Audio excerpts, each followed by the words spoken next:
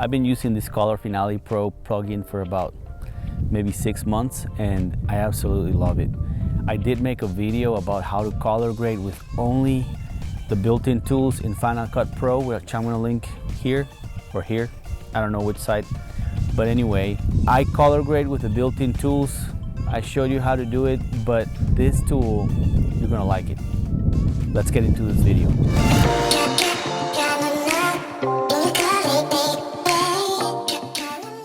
I have these 2 clips here. One is a clip of these kids in the park, and the other one is a drone shot.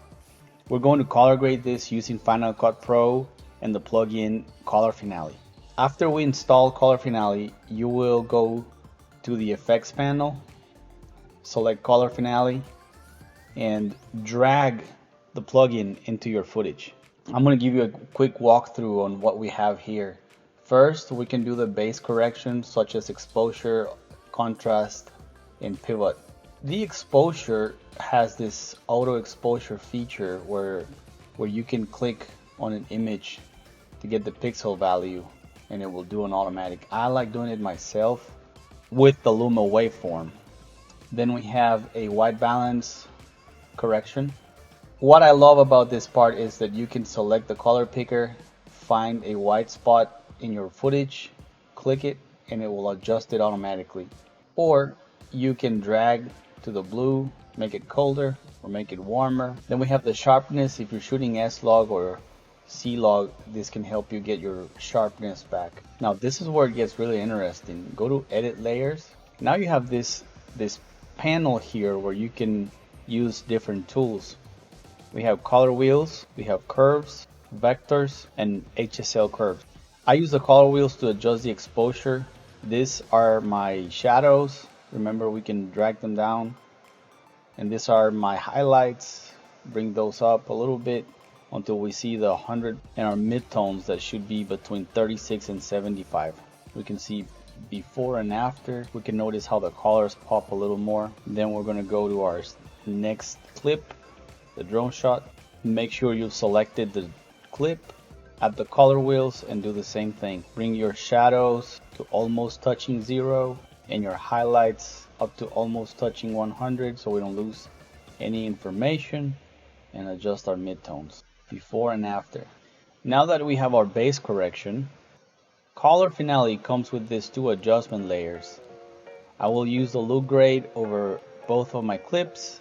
An adjustment layer will affect everything underneath of it. We are going to make all of the adjustments to the layer and not to each individual clip. Let's drag our Color Finale Pro plugin to our look grade and start editing our layers. First thing I will do is I will bring my curves and I will add some contrast to the image by clicking on these parts of the curve, and we're going to find an sort of like an S curve, dragging the shadows, lifting our highlights and whites a little bit, and this is going to bring contrast to our image.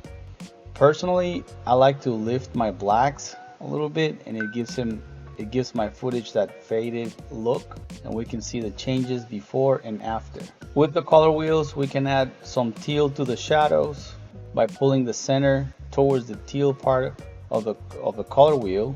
Bring some orange into the highlights by doing the same thing but pointing it to the highlights. Our 6 vectors can affect our hue, saturation, and luminosity, and if we bring our reds all the way here, it's going to make all of our reds more yellow, and if we bring it to the other side, it will introduce some more kind of a magenta or orangey style, orangey color.